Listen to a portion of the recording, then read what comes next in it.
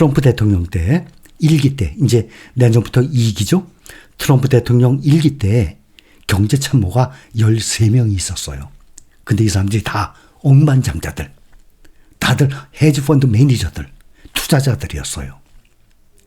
13명 중에 한 명으로 활약을 했던 사람이 있는데 빌뱅크의 창립자 앤디 빌이라는 사람이었어요.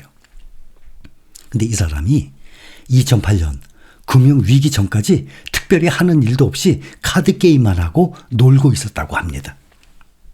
그랬다가 금융위기가 온 후에 시장에 급매물 쏟아지죠. 우리 90년대 IMF 때처럼 기다렸다는 듯이 전 재산을 투자해서 엄청난 양의 자산을 헐값에 사들였어요. 부동산이었어요. 이 사람은. 한 사람은 주식이고 한 사람은 부동산 말씀드립니다. 이 자산들을 헐값에 사들였어요.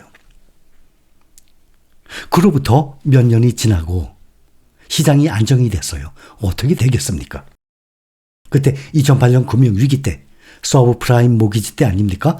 비우량 주택담보대출 문제로 크게 금융위기가 와서 흔들렸습니다. 그래서 전 재산을 투자해서 엄청난 양의 자산을 헐값에 사들였어요. 2008년 금융위기 때까지는 특별히 하는 일도 없이 카드 게임만 하고 놀았답니다. 시장의 폭락을 기다린 거죠. 몇 년이 지나고 난 다음에 시장이 안정된 후 재산 가치가 어떻게 되었겠습니까? 그래서 2016년도에 이 사람의 순자산이 90억 달러였다 합니다. 약 13조. 그 당시에 부동산 재벌이었죠. 트럼프 대통령 재산의 약 3배에 해당하는 자산이었어요. 그때만 해도 트럼프 대통령 재산이 그때가 한 4조 2천억 정도 됐을 때였습니다. 2016년도에. 그러니 트럼프 대통령의 약 3배에 해당하는 자산이었어요. 이 사람이 헐값에 매입한 매물이 부동산이었어요. 자, 또 한 사람, 그 13명의 경제팀에 합류했던 사람 중에 한 사람. 헤지펀드 매니저 존 폴슨이라는 사람이에요. 폴슨 앤 컴퍼니 회장. 2008년 금융위기 때 급락에 베팅을 해서 약 40억 달러, 약 6조 가까운 돈을 벌어들였어요. 그래서 헤지펀드의 신화라는 별명까지 얻었습니다. 이 사람들은 2016년도에 트럼프 이 대통령 경제팀에 합류했던 이 억만장자들, 한 사람은 부동산, 한 사람은 주식으로 이렇게 벌어들였던 것을 말씀을 드린 것입니다. 시장이 폭락을 했을 때 그 헐값에 매입을 하게 되면 그 효과를 얻을 수 있는 것은 부동산이나 주식이나 마찬가지입니다. 일반적으로 이런 말 많이 들었죠? 시장은 10년 주기로 폭락이 온다고. 근데 10년이 정확한 건 아니에요. 근데 책을 읽어보면 책에는 뭐라고 나와 있냐면 일반적으로 말하는 경기 순환 주기, 그것을 약 7년이라고 나온다고 합니다.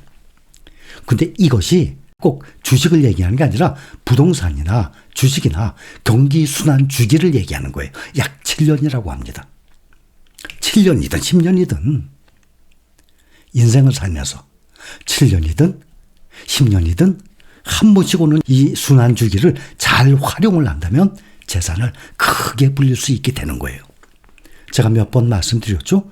우리가 지금 투자 중인 종목들, 투자하고 있다가 개별 종목보다는 ETF가 안전하다는 것 알고 계시죠? 대부분 ETF로 투자 중입니다. 그랬다가 한 30% 떨어졌다고 칩시다. 그 중에 일부를 바닥이 왔다 생각하면 바닥에서 매수하면 제일 좋죠. 근데 바닥보다 조금 높은 무릎을 지나서 허리 가까이 오는 상태에서 매수해도 괜찮아요. 그때 과감하게 매수를 하게 되면 30% 하락, 그거 얼마든지 복구하고 더 큰 재산이 모입니다. 또 부동산이 있으신 분들은 부동산 담보대출 얼마예요? 3몇 %밖에 안 해요. 또 뭐 그 외에 마이너스 통장? 그건 뭐 또 몇 프로 합니까? 그런 걸 활용할 수 있는 거예요. 내가 있는 거 완전히 0끌까지는 아니더라도 내가 한도, 이자를 갚을 수 있는 그런 능력의 한도 내에서 부동산 담보대출이 가장 이자가 가장 싸죠. 저가 아닙니까? 3몇 %라면 그렇게 해서 이 한 번씩 오는 그런 순환 주기 때 용기를 내서 매수하게 되면 재산이 크게 불어나는 거예요. 이렇게 폭락을 했을 때 가장 낮은 가격, 바닥을 찾아낸다는 것은 거의 불가능에 가깝죠. 바닥에서 매수하면 참 좋죠. 바닥에서 발목을 지나고 무릎도 지나고 허리까지 올라온 비교적 안전한 상태에서 매입을 한다고 해도 몇 배의 수익을 얻을 수 있는 것입니다.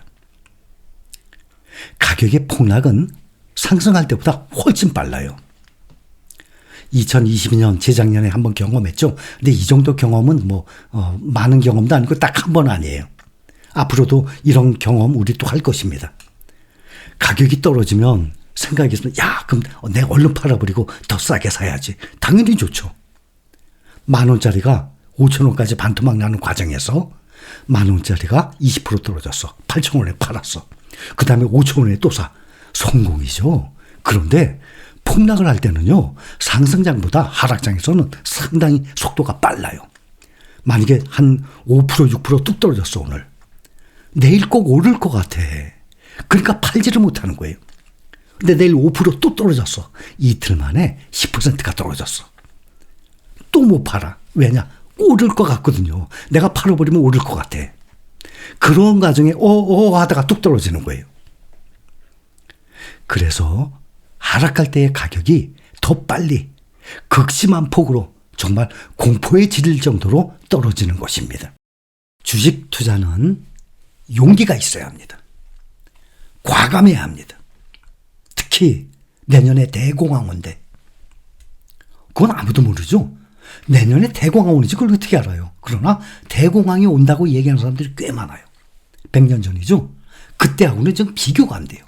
그때는 과학기술 지금에 비하면 정말 이 발전 단계가 얼마큼 차이 납니까? 또 기업들의 영업 능력, 기술력, 또 판매량, 매출, 이익 지금과 얼마나 차이 납니까? 아예 비교가 안 돼요.